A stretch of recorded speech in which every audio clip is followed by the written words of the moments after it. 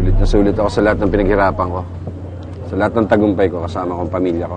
Kita nyo naman ang suporta sa akin. Nandito sila. Okay na kami ni Daisy kay April. Bakit mo naman kailangan ng maraming anak kung lahat naman walang kwenta at saka pasaway? Diba? Sa bagay, tama kayo. Pero sayang naman. Wala man lang susunod sa yapak nyo.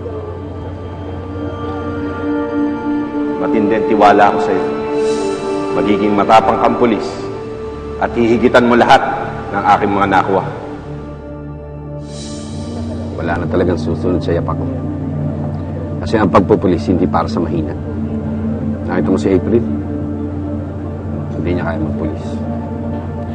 Ang pagpupulis hindi pwede sa mahina, sa lalampa-lampa, at saka sa babakla-bakla.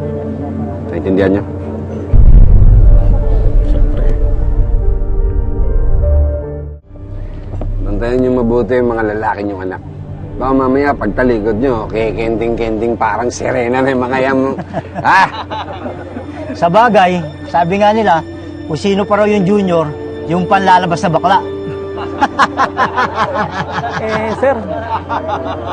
Sir, di ba senior kayo?